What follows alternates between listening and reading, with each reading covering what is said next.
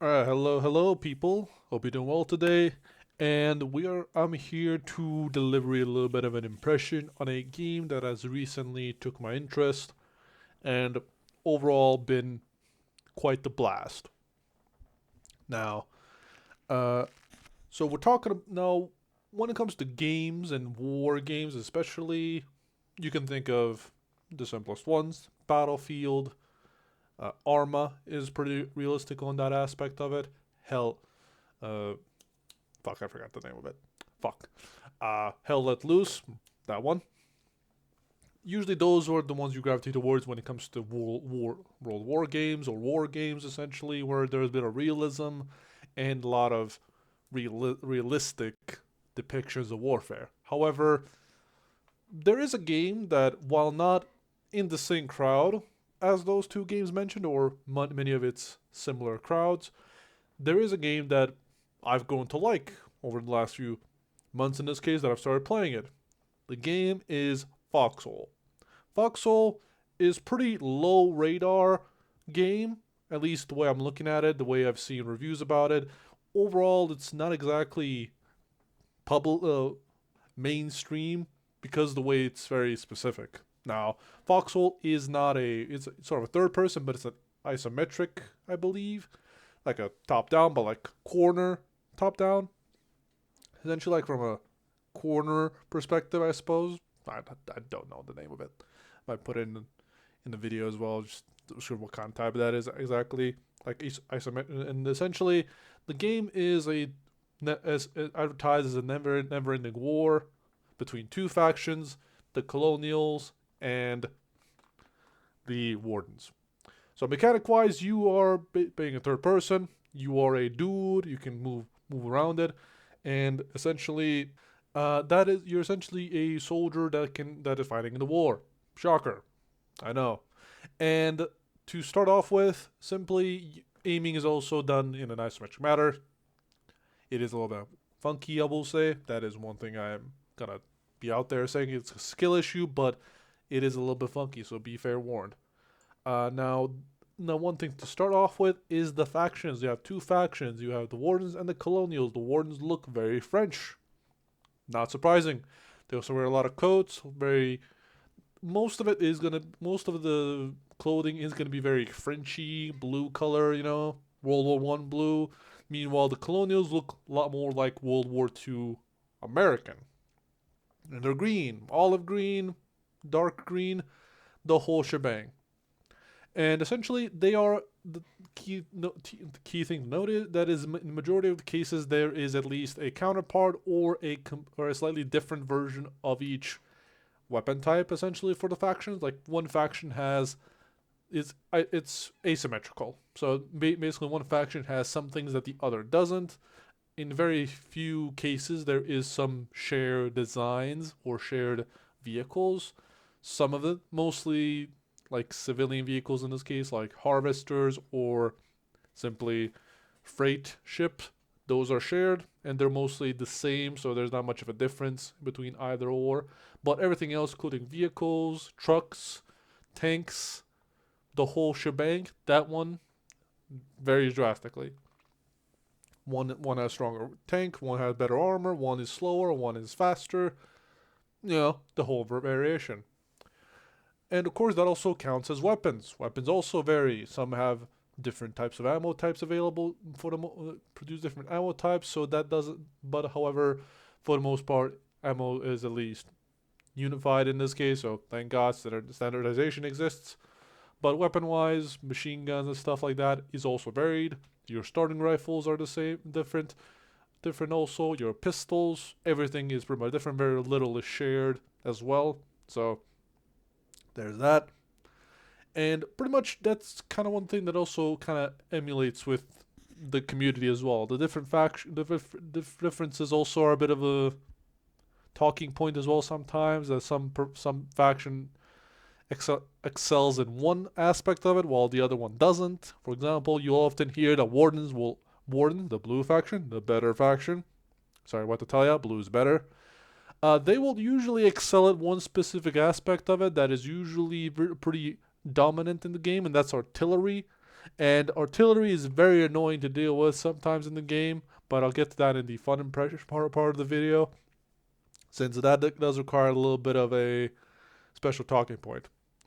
Now, player roles in this game. Now, this game has player do everything. Everything is done by the players. Everything is done by the players in every single aspect of the game. And that's kind of the main selling point of Foxhole. You don't have to play the grunt on the front line if you don't want to. That is a role you can play. Sure, you can. But what if you want to be a medic? You can be a medic. Sure, you can still heal people, run around and revive them if they're not blown apart, that is. If you get hit with an explosive shell, chances are you're not coming back home. Shocker. And that's kind of one thing that I want to address as well, is that you're very fickle in Foxhole. Foxhole is not a game where you will be as running and gunning as much as you should be. It's not going to be a battlefield or a hell let loose where you could hold your own with your skill. It's just a matter of time when you will succumb to this. Sure, you will put up a good fight, but you're not going to survive most of the times because either overwhelming numbers or simply overwhelming firepower. There's only so much you can do against a grenade, only so much you can do against 50 men and you're alone. Sure, if you have some conditions, specifically like terrain or fortification, that can help you, but it is at the end of the day up to you. Up to you in this case then, and you can only do so much as a single dude with a single gun. And that's really nice to see, because then it enforces coordination, forces strategy. It pretty much gives you that bit of realism to it. You can't just run and gun the whole thing, though there is memorable cases. I've seen people run through whole lines of soldiers and cause havoc. They do die at the end about 5 minutes later, but you can do that as well. Now, role wise, as I said, people are fickle, so if you don't like to be blown up by artillery or tanks or shot at, you can always be logistics. Logistics varies in a few segments, for example. So let's say for the sake of simplicity, I'll start with the simple logistic, which is the backline. The whole map in this case has has a backline in this case all the way at the opposite end of the map. In this case, so your faction basically opposite of the front line. You will find those towns which are called backlines essentially, and they're logi towns for the most part. Which logi towns is a term for hexes in this case. The whole map is divided into hexes, by the way, and that's what you travel through. Everything happens in one hex, and you want to go and attack another territory. You jump into another hex, which loads up, and you basically get to do that, basically. And as soon as you do, then you can start fighting through the whole thing. The way you now I'm probably gonna have to jump back from the mechanics part of it. The way you take out a hex in this case from the enemy is by destroying their main building, which is either a town hall or a base, relic base as it's called, which is a prefabricated place, in this case building in each territory, and it's pretty much fixed there by the developers, and that's pretty much it. You take that and you have to rebuild it by your guys, and that's how you take it over. And now back to the roles side of things. Logistics. I apologize for going back and forth. I did write a script for it, but then I forgot about what else I didn't include, so I keep going back and forth, so I apologize. And one of the things that logistics is breaking up into backlines where you scrap materials from, which is one of the simplest ways you can learn logistics, is by going for the first part of it, which is the backline. You scrap for materials, which are then taken to the refinery, and then that's where you can end it there.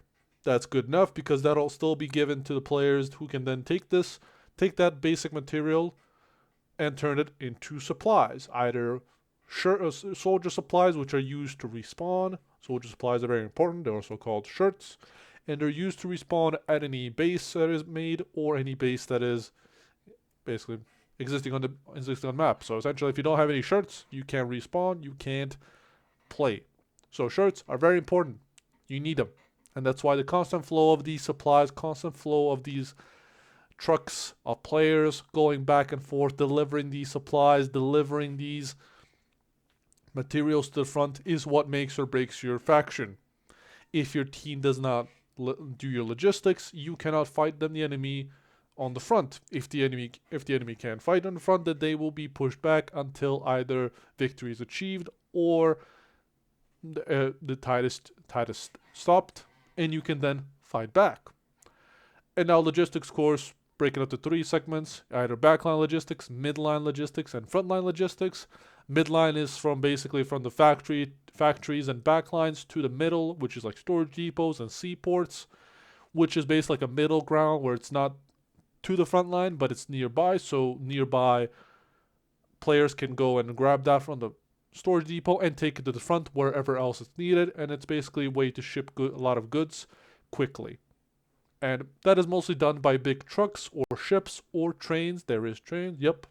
And essentially that is what, and most of this is done by in large quantities, since you can put things into crates, you can put things into crates and containers in this case, and that stacks a lot more. In exchange, in this case, it can only be offloaded once you put it into a base or town hall in this case, and that's pretty much it. And then if you're playing frontline, you simply have to grab a truck in this case, take it from the storage depot in this case, and run it to the front line to a bunker base, supply it, the whole shebang. There you go. Now, as for in-game coordination, there is regiments. So, regiment-wise in this case, this will also feed into the fact that about other roles in this case, because regiments are a major part of Foxhole as well, because they are the larger coordinated efforts of players, which also includes logistics, frontline and midline stuff in this case. For example, a lot of facilities. There's a lot of options for building with the regiments do, which they make their own player-made bases, which is very exhausting to do as a new player and a player who doesn't have a regiment. It'll be very mind-numbing. So be fair warned. This has been warned by many people in the community that you do not do building until you're either very bored after playing the game a lot, or if you have a regiment that also wants to commit to it. And keep in mind, buildings are very demanding. So there's something I'm telling you this from experience from people that have been talking about this. It is very demanding. So keep in mind, building is a very specific thing. Of course, frontline building and trenching, that's a bit of a different factor, but I'm talking about facilities and backline stuff. That's a little bit different, but point is, regiments serve for coordinating most of the efforts in this case. The public does generally also coordinate a little bit of itself.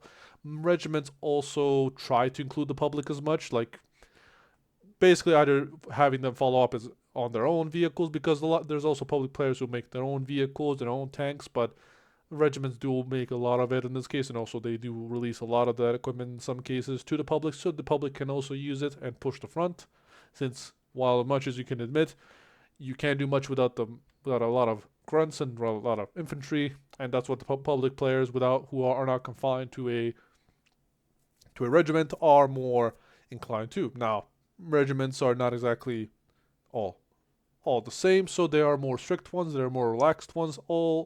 At least I can tell you that the regiment I'm in is fairly relaxed, and we're mostly focused on whatever we decided to at the start of this war. Like, for example, naval. We can focus. Naval is another thing that is also done by mostly regiments, but it can be done by public as well, albeit though the construction process is a little bit tricky with it, but it can be done. And that's pretty much it for that side of things that I can at least comment, that I haven't forgotten to comment about. And overall, the fun factor of the game is, at least in my opinion, fairly fun, albeit though you have to define your own definition of fun. Personally, I don't mind driving a truck or a ship around to deliver supplies. It makes me feel validated. Plus, not to mention, in-game, once you make a delivery to a base, there's an option given to a player to be commended, which is like an in-game brownie point, essentially. It doesn't affect you at all. It doesn't give you any buffs or anything like that. It's just pretty much number go up, I'm happy type of situation.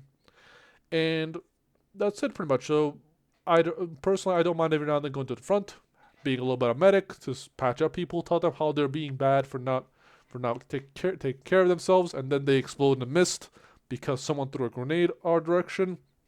You know, the whole thing. Or spend time in the tank, fight with my regiment friends, and we kind of just mess things up. Simple. Artillery also, very fun stuff. You get to learn how to adjust your artillery, and you just have to listen to what the big man with the binocular says to you. If he says go up, go up. If he goes left, you go left. Simple. And that's pretty much it. So, depending on what you like, this game is multiple things at once. Either if you want to focus on trains, you can do that. You want to focus on logistics, making sure everything is min-max. You want to look at make sure everything is organized. You can do that as well. You want to just fight. You can fight. You want to be a problem in the backlines. You can also do that. You can also go into the backlines, mess people's day up. If you want to be a troll, you can be. Just bring a bunch of explosives. Make sure you don't die before exploding things. And there you go. Fun for everyone. Fun for every single occasion. That is the beauty of Foxhole, at least, that I find very fun. And that's pretty much all I can say at the moment. Okay, so that's pretty much best I can tell you in this sitting, that before I forget and before I start ranting about something else. There's only so much I can put into words without kind of exploding on a tangent, because there's a lot of things I can say for the last about 100 hours that I played the game on. I have never had so far I've not had a moment where I said, man, this game sucks. In fact, I was more confused at the beginning. Don't get me wrong, the game is confusing at the beginning. The tutorials in game are not the greatest. So I'd suggest you look up videos about this.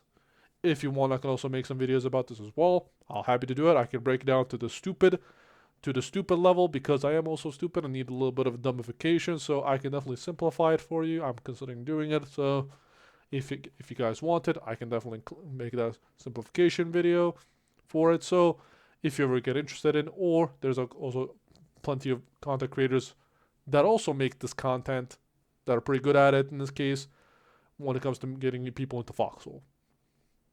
So, a bit of a long-winded video in this case then, but hopefully this should simplify a few things about the whole game's gist, so you can then enjoy a little bit of this weird-ass and quirky game.